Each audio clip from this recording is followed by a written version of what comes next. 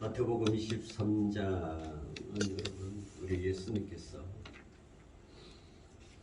칠의 활을 서기관과 바리새인들 또 사두개인들 그 당시에 종교 지도자이라고 또 이름하는 그런들에게 마태복음 5장의 팔복선언에 이어서 칠화를 선언하는 장입니다. 여러분, 팔복선언은 많은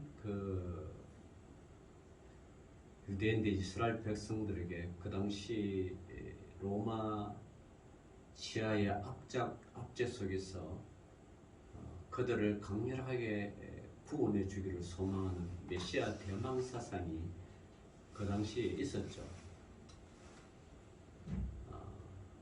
로마라는 그 거대한 제국에 계속해서 끝모를 압제를 시달리는 이스라엘 백성들에게 그 백성들 중심 사상에서는 언젠가는 이 땅에 메시아가 나타나서 자기들을 구원해주고 또 이 잘못된 불의한 나라들에 대한 심판을 가지고 오며 다시 한번 이스라엘 백성들이 시온의 백성이 하나님께서 삼아 주시겠다는 그 당시에 그 메시아의 대망 사상이 이스라엘 백성들 내에서 잔잔하게 퍼져 있었어요. 근데 그 대망 사상을 기다리지 못하고 자기를 스스로가 이스라엘이 로마 제국으로부터 독립을 하고 또 독립 정치를 하기 위해서 지하 조직을 또 이렇게 만들어서 대항했던 세력들이 열심당원파로 활동하면서 요즘으로 보면 우리가 일제치하 때 대한민국을 위하여 독립운동하듯이 그 독립운동하들은 잘 모르잖아요. 누가 누군지 잘 모르는데 어쨌든 그 독립운동하듯이 이스라엘 백성에게 로마를 대항하는 그 독립운동하기 위해서 열심당원들이 쭉 있었어요. 그 중에 이스라엘은 예수님의 수제자 베드로도 열심당원의 한 사람으로서 활동을 했다. 그러니까 주께서 기다리는 그 메시아의 재림 사상은 대부분의 이스라엘 백성들이 가지고 있었는데 그걸 자신들의 손으로 이제 이스라엘을 시온의 나라로 만들겠다고 했던 그 육신적인 생각을 가진 사람들이 열심당원이죠. 그런다고 그 열심당원들이 잘못됐다 그러지는 않죠. 오늘날 우리가 이 대한민국에 있기까지 많은 독립운동가들이 있었고 독립운동가 스스로도 나중에 2차 세계대전 막바지에 독립운동가들도 연합군과 함께 참여해가지고 그 군사력으로 무력으로서 독립을 시키겠다고 연합군에게 참전하려고 다 해놓은 계획들이 있었어요. 그런데 하나님께서는 그런 계획보다 일본의 히로시마와 나가사키의 원폭으로 아예 그냥 일본을 폐망하는 게 그것이 하나님의 계획이고 인간의 계획은 뭐요? 독립운동에서 그렇게 하는 게 이제 인간의 계획인데 인간의 계획은 많은 어떤 그런 힘들과 어려움이 있지만 하나님의 구원 계획은 단번에 이루어지죠. 단박에 이루어지는 거죠. 어쨌든 이 이스라엘 내에서 메시아 사상이 쭉 퍼져 있었는데 그 가운데 마지막으로 등장된 게 세례 요한이 이제 먼저 등장하죠. 세례 요한이 등장해가지고 그 바리새인과 서기관 종교 지도자들에게 이 독사의 새끼들아, 그러면서 너희들이 그 하나님의 율법은 잘 지켰으면서도 사실 그 율법을 가지고 이스라엘 백성들에게 고리대금하고 착취하고 이스라엘 그 백성들을 율법으로 잘 하나님 백성으로 가르쳐야 되는데 그걸 가르치지 아니하고 자기들의 배만 불리는 어떤 종교적인 것을 이용해서 자기의 세력을 높이고 또 그런 로마 제국의 앞잡이가 되어서 이스라엘 백성들을 탄압하는 데 앞장섰던 그런 자들에게 세례 요한이 나타나가 이 독사의 자식들하고 막 선포를 하는 거죠. 그래서 많은 사람들이 세례 요한이 이 땅에 진정한 메시아인가 보다 그렇게 해서 힘없고 가난한 많은 메시아 대망 사상을 기다렸던 이스라엘 백성들이 세례 요한을 많이 따랐죠. 그렇게 세례 요한을 따르는데 세례 요한은 늘 이야기합니다. 내가 그분이 아니다. 나는 그분이 아니다. 내 뒤에 오시는 분이 그분이다. 그러면서 이스라엘 백성들에게 자기는 메시아가 아니라고 가르칠 때 이 세례 요한이 이제 원래 세례 요한이 예수님보다 6개월 먼저 태어났었잖아요. 사촌간인데 세례 요한은 엘리자베스 자기 그러니까 뭐라 그럴까요? 이모인지 고모인지 그 계통에 먼저 낳는 그 예수보다 먼저 잉태된 게 이제 그 세례 요한이고 나중에 이제 마리아도 이제 수태고지에 의해서 이제 임신을 됐죠. 될 때 마리아랑 엘리사베스가 만나잖아요. 만날 때 이 세례 요한이 6개월 먼저 잉태되니까 좀 컸단 말이에요. 그 복중에서 이 마리아 임신된 걸 보고 메시아를 보고 복중에서 뛰는 막 그 복중에서 뛰면서 이 예수를 찬미했다는 그런 기록이 누가복음에 나오잖아요. 찬미한다.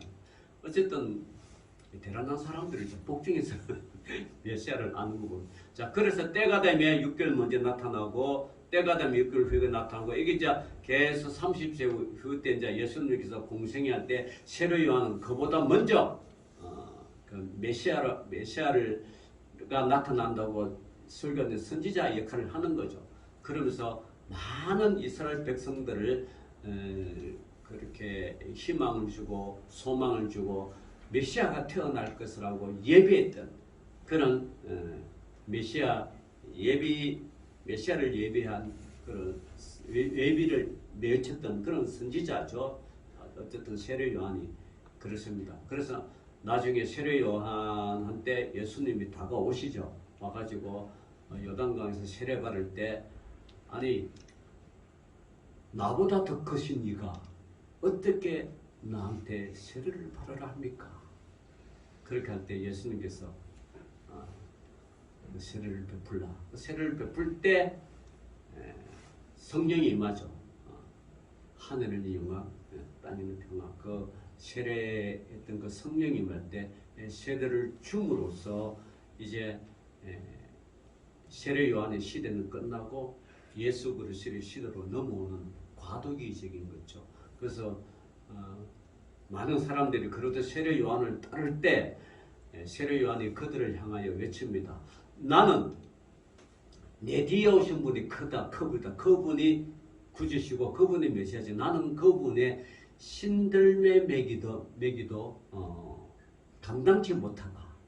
그렇게 할 때 예수께서 이제 메시아로 그 사역을 공생애 할 때 가장 먼저 했던 게 이제 마태복음 5장에 이제 언덕에 올라가서 구름처럼 이제 모이는 그런 군중들을 향하여 예수님께서 팔복을 선언하죠. 심령이 가난한 자에게는 복이 있나니 하나님이 그들은 하나님의 자녀라 하면서 쭉 팔복을 쭉쭉쭉 선언을 합니다. 선언을 하는 그 팔복의 대상자들은 소외되고 가난하고 억압받고 착취받은 이스라엘 민중들이고 그렇지만 그 민중들 속에는 메시아의 대망 사상이 있기 때문에 그래서 예수님께서 그들을 향하여 너희들이 진정한 그 메시아를 기다리는 사람들이라 그러면서 팔복을 선언하는데 쭉 공생애를 시작하다가 쭉 지나가는 오늘 마태복음 23장은 그러한 가운데 속에서도 서기관과 바리새인들은 여전히 자신을 따르지 않고 자신을 죽이려고 하고 율법에 사로잡혀 있고 참 메시아 대신 자기 자신을 알아보지도 못하고 이럴 때에 우리 예수님께서 이제 무리와 제자들에게 선포하는 거죠. 이 선포하는 게 이제 화를 선포하는 거죠. 그 23장 2절에 보면 서기관들과 바리새인들이 모세의 자리에 앉았으니 이렇게 이제 이렇게 선포화의 대상은 이들이 서기관과 바리새인들이 모세의 자리에 앉았다는 거죠. 여러분 모세는 뭐예요? 구약의 대표적인 민족의 지도자 아닙니까? 선지자의 대표적인 건 엘리야고 모세는 이제 이스라엘 민족을 대표하는 그런 대표자죠. 그런들이 모세가 이제 시내산에서 십계명을 받아가 내려왔잖아요. 그 십계명을 지키라고 쭉 그렇게 하는데 이 서기관과 바리새인들이 모세의 자리에 앉아서 그 십계명을 쭉 하셨는데 십계명을 계속 늘려가지고 600 이 두일을 쭉 늘려버려서 원래 십계명은 10가지밖에 안 되는데 이걸 해석하고 번역하는 사이에 계속해서 늘려버렸어요. 그걸 이제 토라라고 그러는데 계속 늘려버렸어요. 늘려서 이게 굉장히 이게 많이 돼 있죠. 그런데 그걸 해석하는 자가 원래 모세였는데 이들이 서기관과 바리새인들이 모세의 자리에 앉아가지고 이스라엘 민족을 어떻게 대접받으려고 하고 성김을 바르려고 하고 가르치려고 할 때 이럴 때 그러면 제대로 가르쳤으면 예수 그리스도가 하나님의 아들이라고 할 것인데 그걸 가르쳐 줬을 건데 그죠? 그런 거는 가르쳐 주지는 아니하고 자기 자신의 기득권을 유지하고 어떤 종교적인 대접만 받으려고 하니까 예수 그리스도에서 화를 내는 거죠. 그래서 여러분 제가 마태복음 23장을 왜 쭉 하는가? 그 성경은요, 여러분 레위기에 보면 정결한 짐승 있잖아요. 정결한 짐승, 부정한 짐승, 정결한 짐승. 정결한 짐승은 뭐예요? 소, 양처럼 대세김질하는 거 대세김질하는 게 정결한 짐승이죠. 그 대세김질하지 않는 돼지나 뭐 이런 어떤 그런 종류는 먹기만 대세김질을 안 하는 거죠. 그러니까 하나님 말씀은 제가 계속 대세김질을 하기 위해서 오늘 제가 이제 다시 이 23장을 이제 총정리를 하는 거죠. 총정리를 하는데 자 그러면서 이 모세의 자리에 앉았으니 그러므로 무엇을 이제 그들이 말하는 바를 행하고 지키되 그들이 하는 행위는 본받지 말라. 바리새인들과 서기관들은 가르치기만 하려고 그러지 그 가르쳐서 자기 자신이 모범의 본을 보이지 않는 거예요. 그러니까 그들 행위는 본받지 말라는 거죠. 그들은 말만 하고 행하지 아니하며 또 무거운 짐을 묶고 사람의 어깨에 지우되 자기는 이것을 한 손가락으로 움직이려 하지 아니하고 그들의 모든 행위를 사람에게 보이고자 하나니 곧 그 경문띠를 넓게 하며 옷을 길게 하고 자 경문띠를 넓게 하는 거 제가 지난번에 말씀드렸죠. 이 토라 십계명을 이렇게 경문이란 거는 이제 글을 이렇게 적어가지고 똘똘똘똘 말아가지고 이렇게 길게 그래서 이거 하나 뽑아서 읽어주고 또 하나 뽑아서 읽어주고 이걸 그 경문이라 그래요. 그래서 토라 이야기하는 거죠. 그러고 또 옷을 길게 해가지고 쭉 자기들이 그 좀 특별한 옷들 그걸 옷을 길게 해가지고 치렁치렁하게 하면서 자기는 바리새인과 서기관들은 자기는 다른 사람이라고. 그런데 뭐 사실 이 바리새인과 서기관들이 그렇게 할 수 있는 이유는 이 바리새인과 서기관 되기가 굉장히 힘들어요. 많은 이스라엘 백성 중에서 하나님의 토라와 율법을 배우기 위해서 그거 있잖아요. 요즘 말하면 신학교와 같은 거죠. 신학교에 같은 건데 거기서 이네들이 토라와 십계명과 하나님 말씀 모세 오경을 외우려고 얼마나 노력한지 몰라. 그걸 다 외워야만이 사실은 바리새인과 서기관 자리를 주는 거죠. 일반 사람들은 먹고 살기 바쁘고 뭐 공부도 취미 없는 사람 그걸 안 외우잖아. 그리고 얼마나 많이 어렵겠어요. 근데 그는 바리새인과 서기관들 이런 건 그런 걸 다 외워가지고 시험에 통과하고 어떤 그런 테스트에 통과했기 때문에 사실은 높은 주위에 어떤 그런 주의를 받을 수가 있는데, 그러나 그 외우는 목적이 뭐예요? 그걸 외움으로써 자기 신분을 높이는 것이 아니라 이렇게 외운 만큼 희생하고 봉사하고 그죠? 사랑하고 이웃을 섬겨야 되는데 그거는 하지 않고 외우는 데만 신경 쓰고 그 시험을 통과하니까 이제 자기 자신의 신분만 높여지는 그런 위치로 해가지고 남을 지배하고 다스리려고 하다 보니까 그게 하나님과의 그런 그 원래 주신 이 십계명의 목적, 토라의 목적을 완전히 변형시켜버리고 바꿔버렸죠. 그래서 오히려 나중에 예수님께 또 책망하지만도 그런 것들을 십계명을 외우고 하나님의 백성을 해야 천국에 들어가는데, 이 바리새인과 서기관들은 자기도 천국문에 들어가지 않으면서 들어가자 하는 사람들도 막아버리는 아주 악한 세력들이죠. 이 악한 세력들을 예수님께서 이제 책망하는 거죠. 그래서 책망하는 게 이제 책망하기 전에 그러죠. 10절에 예수님께서 이러죠. 너희들은 또한 지도자라 칭함받지 말라. 너희의 지도자는 한 분이시니 곧 그리스도시니라.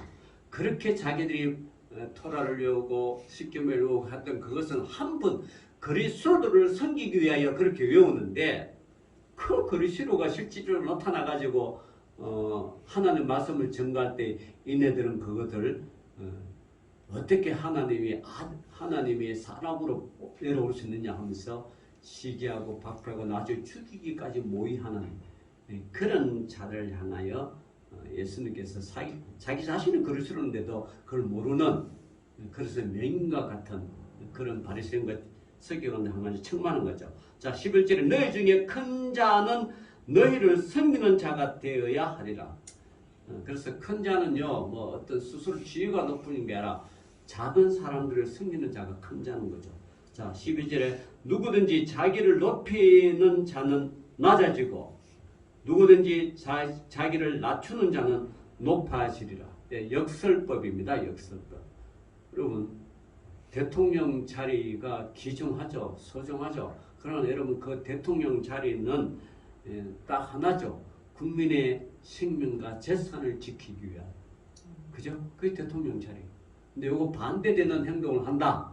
그러면 대통령 자리를 내려와야 되죠. 근데 스스로 안 내려오니까 국회에서 탄핵을 하고 탄핵 가결을 하고, 국회에서 탄핵 가결을 한다고 바로 내려오는 게 아니라 대통령 직무 정지가 됩니다.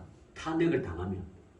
국회의원 가반은 3분의 2 이상 지지하면 대통령 직무 정지가 되면 그 다음에 그 대통령의 직무는 누가 합니까?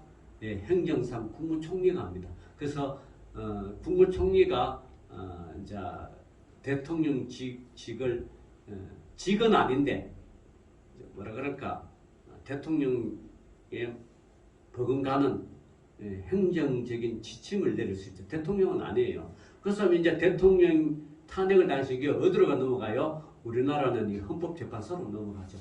헌법재판소 9명인데 그 중에 3분의 2 이상 찬성, 탄핵이 정당하다고 찬성하면 대통령직이 그 순간부터 끝나버리는 거고, 대통령을 다시, 근다고 국무총리가 대통령직 되는 게 아니고 대통령을 다시 뽑죠. 그래서 우리나라 헌정사상 탄핵을 2사람이 당했죠. 첫 번째 탄핵 당한 사람은 노무현 대통령 탄핵 당했는데 헌법재판소에서 이거 탄핵 당할 만한 일이 안 했다 하면서 기각을 시켜가 대통령직 회복된 거고, 또 한 사람은 박근혜 전 대통령인데 이 사람이 탄핵 당할 만큼 행동했다. 그래서 탄핵을 당해버렸죠. 그래서 대통령직을 그만두고 그 다음에 이제 문재인 정부 뭐 이렇게 쭉쭉 됐는 게 이제 오늘날 이제 그렇게 했는데, 어쨌든 그런 어떤 행정적인 절차가 있는데 대통령이라는 건 국민의 생명과 재산을 지키는 그렇게 종교 지도자들도 그런 거예요. 높아지려고 하는 자는 낮아져서 그 자기보다 더 연약하고 어렵고 고아와 가부와 나그네를 섬기려고 했던 그 자가 진정으로 높은 자지, 그런 자들을 다 탄압하고 무시하고 해놓고 자기가 높은 자면 이거는 아니다. 그런데 어떻게 해요? 바리새인과 서기관들, 사두개인들, 소위 말하면 종교 지도자들은 그걸 예수님처럼 그런 사랑을 증거하지 않으니까 이제 23장 13절에 화 있을진자라고 이제 선포하는 게 이제 첫 번째 이제 선자. 그러면 이제 이네들이 뭐예요? 너희는 천국문에 사람을 앞에서 닫고 너희도 들어가지 않고 들어가려고 하는 자도 들어가지 못하게 하는, 이게 첫 번째 죄라는 거예요. 두 번째 또 뭡니까? 화이슬 진짜 외식하는 서기관들과 바리새인들, 너희는 교인 한 사람을 얻기 위하여 바다와 육지를 두루 다니다가 생기면 너희보다 배나 더 지옥 자식이 되게 하는구나. 이네들이 그 유대인들의 율법을 전가하기 위해서요, 이네들 물을 가리지 않고 유대인 교리를 전하기 위해서 산과 바다, 들 막 다니면서 유대인을 삼으려고 해요. 그런데 사실 그 유대인을 삼아 놓으면 하나님 백성이 돼야 되는데 어떻게 해요? 지옥 자식이 되게 하는 거예요. 자기들끼리 다르다는 거죠. 틀린 걸 자꾸 가르치니까. 그래서 지옥 자식 되게 하는다. 그러니까 화가 있다는 거예요.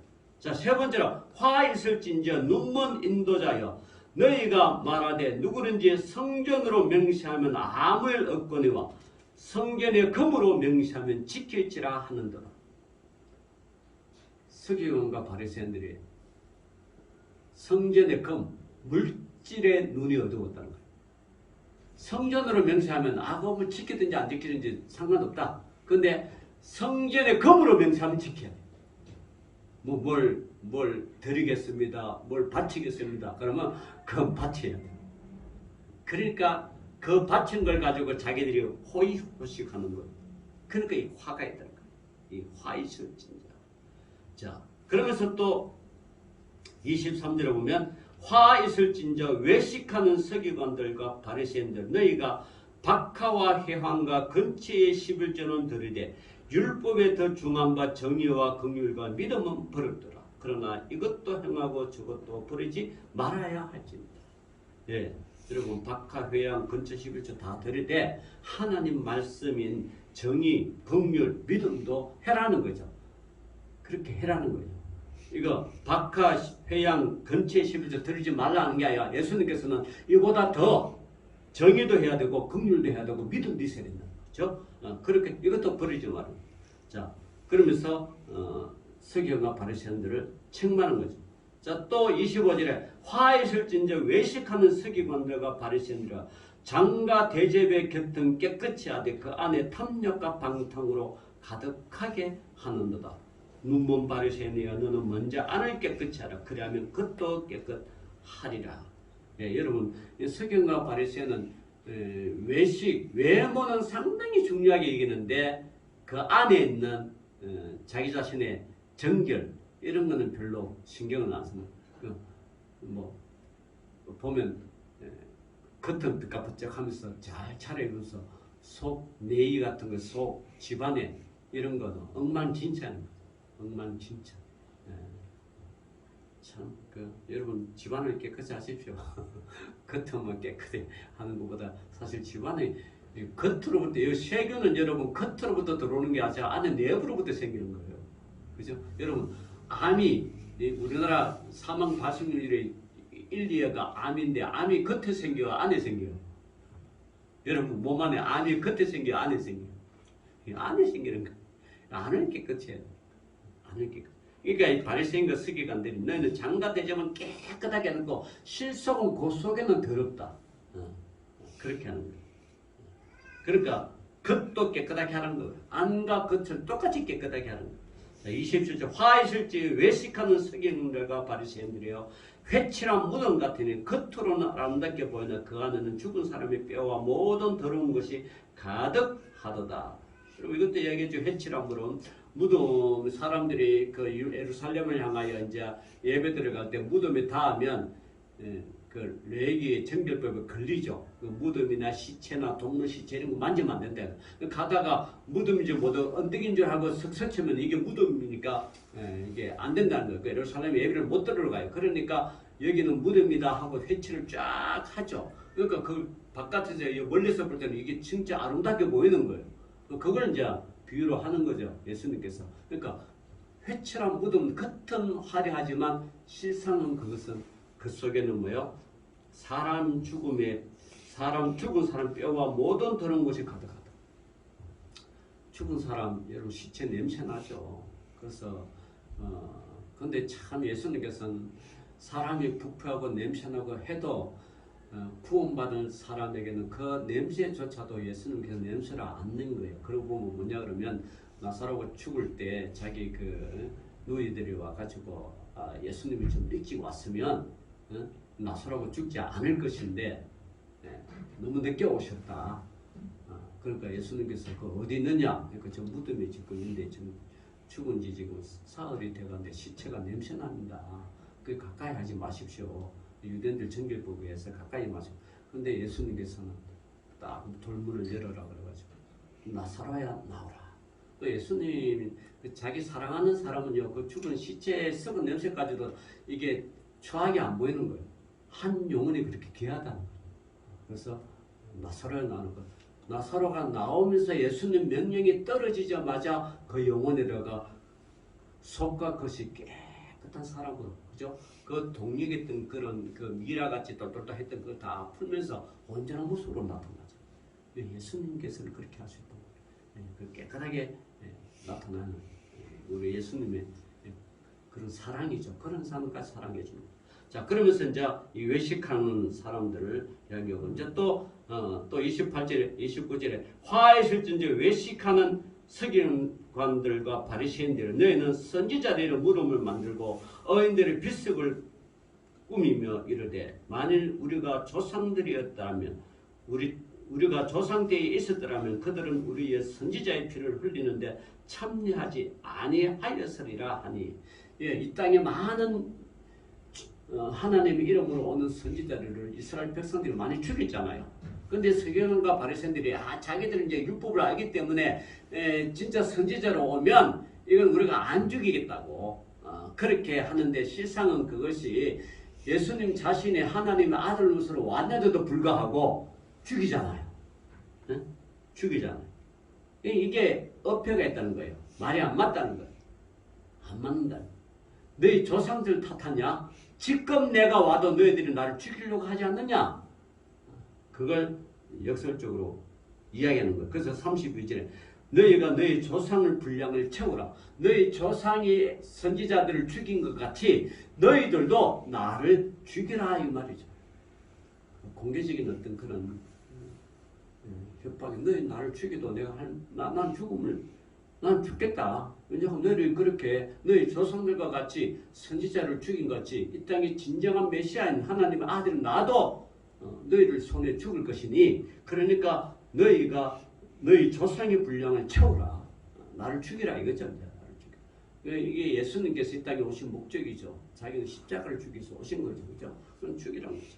자, 이 33절 뱀들아 독사의 새끼들아 너희가 어떻게 지옥의 판결을 피하겠느냐. 그러므로 내가 너희에게 선지자들과 지혜 있는 자들과 서기관들을 보내매 너희가 그 중에서 더러는 죽이거나 십자가에 못 박고 그 중에서 더러는 너희 회당에서 채찍질하고 이 동네에서 저 동네로 따라다니며 박해하리라.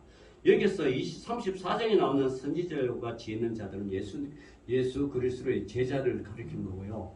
이후에 제자들을 통하여 계속해서 자기 하나님의 아들 예수 그리스도를 믿는 그 신자들을 이야기하는 거예요. 이네들이 이제 나타나서 계속해서 십자가 못 박히고 이런 거 할 것이다. 그렇게 쭉 따라다니면서 그렇게 할 것이다. 그래서 이제 앞으로 제자될 사람들의 어떤 핍박을 예고하고 예언하는 거죠. 자, 35절. 그러므로 의인 아벨의 피로부터 성전과 제단 사이에서 너희가 죽인 바가라의 아들 사가라의 피까지 이 땅에서 흘린 어려운 피가 다 너에게로 돌아가리라. 이렇게 죽으면 죽을수록 그 피가 너희 바리새인들과 서기관들과 이런 사두개인 종교 지도자에게 돌아가리라. 내가 진실로 너에게 이르노니 이것이 다 이 세대에 돌아가리라. 이 세대에 돌아가는 것은 곧 임박한 재앙이 곧 닥칠 것이다. 이 세대가 현 세대란 말이에요. 임박한 재앙이 곧 닥칠 것이다. 그걸 앞으로 있을 예수님 태어나시고 예수님 죽고 난 뒤에 예수 33살에 이제 돌아가셨으니까 30년, 그 40년 후에 일어나죠. AD 70년에 70년에서 73년에 로마 장군 티토에 의하여 예루살렘을 파괴되는 걸 이야기합니다. 예루살렘이 파괴되고 이스라엘이 망하니까 이 로마 장군 티토가 그 당시 종교 지도자를 모조리 때려 숙청하는 그런 장면. 그걸 예언을 하는 거죠. 그러면서 자 37절에 예루살렘아 예루살렘아 선지자들을 죽이고 내게 파송된 자들을 돌로 치는 자여 암탉이 그 새끼를 날개 아래에 모음같이 내가 내 자녀를 모으려 한 일을 몇 번이더냐 그러나 너희가 원하지 아니하였다. 예수님께서요 참 하나님께서 지은 그 성전 예루살렘을 얼마나 소중하게 여기는지 몰라요. 그 예루살렘을 향하여 예루살렘아 선지자들을 죽이고 원래 창조 목적인 그 예루살렘은 평화의 땅이잖아요. 예루살렘 평화의 땅이에요. 뜻이 그래요. 살렘 평화, 살롬 평화잖아요. 그 예루살렘 평화의 땅아 평화의 땅. 너희들 입으로는 평화의 땅이라고 외치면서 실상은 뭐요? 거기서 살육이 일어납니다. 사람을 죽이고 그리고 내게 파송된 자들을 돌로 치는 자요. 하나님께서 계속해서 선지자들을 보내셨죠. 돌아오라고 회개하라고. 그런데 그들을 다 뭐요? 돌로 치는 자요. 암탉이 그 새끼를 날개 아래 모음같이. 여기 암탉이란 것은 하나님께서요 이 땅을 창조하실 때 창조의 모습을 이야기합니다. 다시 말하면 암탉이 이렇게 새끼를 넣으면 위험한 곳에 이르면 가령 적들로부터 습격이 그러니까 병아리를 해치려고 하는 고양이, 살쾡이 새끼를 해치려고 하는 사람은 그럼 어미가 이제 막 불러서 모으죠. 그러고 큰 바위가 불러온다거나 하여튼 이런 재난이 온다거나 혹은 화재가 일어난다거나 이럴 때 엄마가 급하게 암탉이 새끼를 모읍니다. 그러면 그 엄마는 죽어요. 이렇게 불러. 근데 새끼들은 살아. 그러니까 다시 말하면 에루살렘아는 그 이스라엘 백성들을 향하여 하나님께서는 그 이스라엘 백성들을 보호하려고 하나님께서 수많은 선지자들을 보내서 암탉이 새끼를 모음같이 꽉 보호를 해주는데 그러나 실상 저 예루살렘에 있는 그런 자칭 참 종교 지도자들은 오히려 그것을 죽이고 돌로 쳐 죽이고 십자가에 못 박고 그렇게 한다. 그 안타까운 이야기를 예수님께서 지금 하는 거예요. 앞으로 있을 임박한 종말을 우리 예수님께서 지금 선포하는 거예요. 이렇게 온다 지금. 그러니까 너희들이 정신 차려라. 몇 번 보냈냐? 내 자녀를 모으려고 한 일이 몇 번이냐? 그러나 너희가 원하지 않는다. 원하지 않는다는 거야. 종교 지도자들이 그 기득권을 내려놓지 않는다는 거야. 원하지 않는다. 그러니까 인간의 그런 어떤 악한 심정을 나타낸 거죠. 오늘날도 그렇죠. 예수 믿으면 구원받는데 많은 이단들이 그 예수를 믿고 구원받기를 놔두질 않는 거예요. 세상이 놔두질 않고 이단 사이비가 놔두질 않는 거예요. 여러분 하나만 말하니까 이 여호와의 정인 왕국, 그죠? 왕국회관이라고 해요. 이날의 종교가 그래요. 여호와 정인을 믿으면 이 사람들이 수혈도 안 해. 그 피가 잘못됐다는 거예요. 원래 한 창조한 피 그걸로 가져. 그러니까 남은 피를 그럼 얘네들이 거기를 안 가죠. 군대를 안 가죠. 군대 안 가니까 예전에는 군대 안 가면 다 교도소 보냈죠. 형법이 위배돼가지고 군법이 위배되잖아. 그런데 요즘 인권이 발달돼가지고 그걸 이제 이게 인권 탄압이라 이래가지고 법원에서 안 보내고 사회복무를 시켜요. 사회복무를 생겼는데 이 사회복무마저 안 하는 거예요. 자, 그러면 이네들이 교류가 어떠냐? 이네들 교류는요. 이 땅은 사탄의 나라랍니다. 사탄의 나라는 이 땅이 왜 자기들이 군대에 가가지고 군대 가가 사탄의 나라를 위해서 싸우느냐 이거죠. 군대 안 가는 이유가 그거예요. 왜 사탄의 나라를 위해서 우리가 싸워야 되느냐. 이해됐습니까? 왜 사탄의 나라 때문에 우리가 사회복무를 하느냐. 우리는 궁극적으로 왕국회관을 만들어가지고 이 사탄의 나라가 망하고 왕국회관에 있는 저희를 여호와 정인이 이 세상을 다스린다. 이런 사상이에요. 이게 왕국회관이에요. 이해됐습니까? 그래서 왕국회관은요. 그래서 이네들은 세상에 착한 짓은 다 해. 얼마나 착한 짓 하는지 몰라. 남한테 조금이라도 해안 끼치고요. 진짜 착한 짓만 해요. 자, 그래서 우리나라 많은 협회 중에 있는데 협회 중에서 새마을운동 협회도 있지만 바르게 살기 협회도 있어요. 바르게 살기 협회도요. 이 왕국회관만큼 선언 못해. 자, 여러분. 근데 우리 기독교는 어때요? 인간은 원래 뭐요? 원래 죄인이잖아. 원래 악한 사람이란 말이야. 그러니까 우리가 우리 힘으로는 구원을 받을 수가 없어요. 그러니까 우리 힘으로 구원 받았을 때 우리를 구원했을 분은 오직 누구요? 예수 그리스도를 통해 그분의 피로서 우리가 구원을 받는 것이지 그분이 우리 피를 이렇게 감사주고 함으로써 우리가 하나님 앞에 나갈 수 있지 우리 스스로 어떤 선한 행위를 해가지고 이렇게 하나님 앞에 나가지 못한다. 그런 우리 기독교 정통 기독교의 어떤 그런 구원가인데 얘네들은 그게 아니에요. 이 나라는 사탄의 왕국이고 자기들 안에 들어온 사람만이 왕국회관으로서 딱 보호하고 이네들이 우리 세상을 다스린다. 그러니까 왜 총 들고 나가서 싸웠냐? 왜 세상에 들어온 피를 누군 피인지도 모르고 왜 수혈을 하느냐? 이거예요.